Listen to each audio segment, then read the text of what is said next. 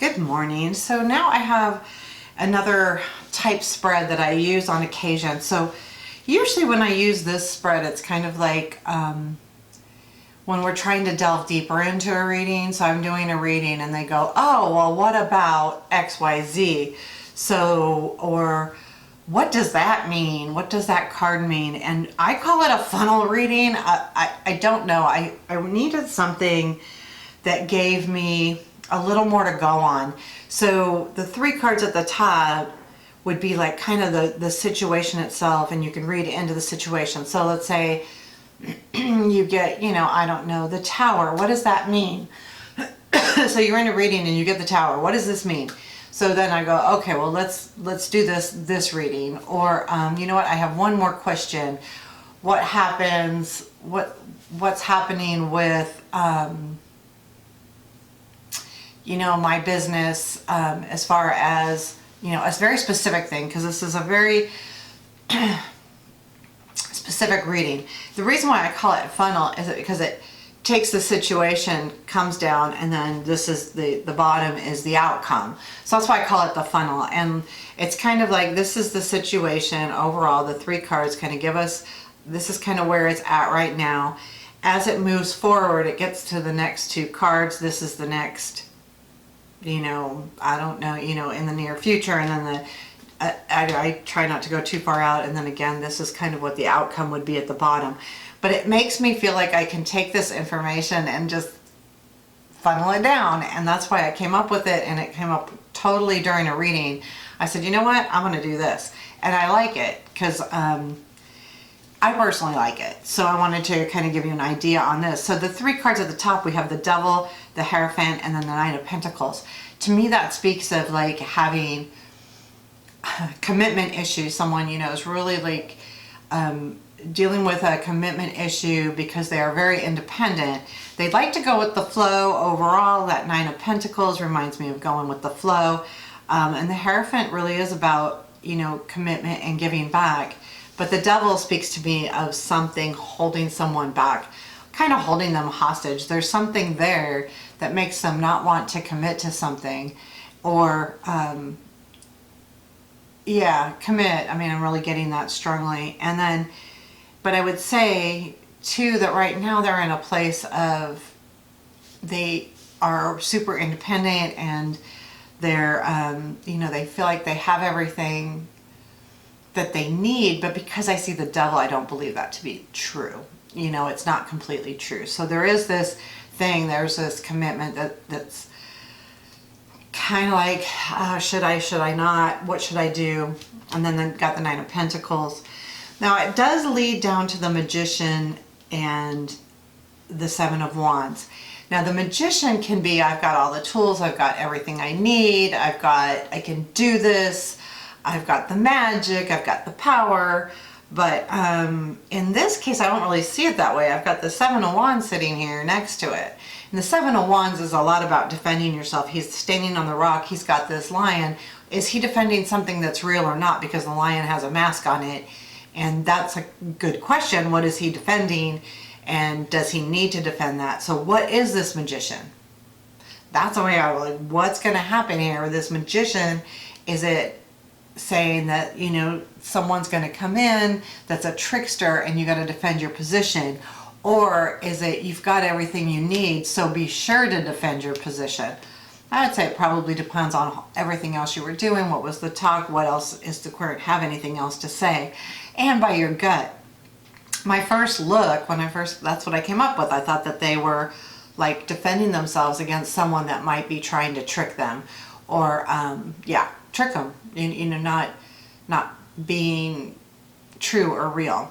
So that's how I kind of feel like the situation is going. So again, we're going back to the idea of a commitment, but this person is defending themselves against this other person. So they're afraid of commitment, but is the fear, so because the lion's wearing a mask, is it true that there really is a trickster, or do they just think that? Is that how they're seeing it? Are they seeing the lion for what it really is, or do they see something else? Because the bottom card bottom of the deck is the recognition that tells me that they're going to get to the bottom of the matter. They are going to figure out, recognize what this really is about. So in a summary, there's a situation that they don't want to commit to, partially because I feel like they're independents. Right now they're in a position where they're very independent. They feel good. They can just kind of go with the flow. And then the reason why they're kind of afraid of this commitment is because there's someone or something that they don't trust. They feel like there's a trick behind something and they're not trusting it. So they're standing up to that. And because they're standing up to that, they're going to recognize what's really behind that mask of that lion. That the Six of Wands to me in this funnel reading says you're going to recognize what's going on here.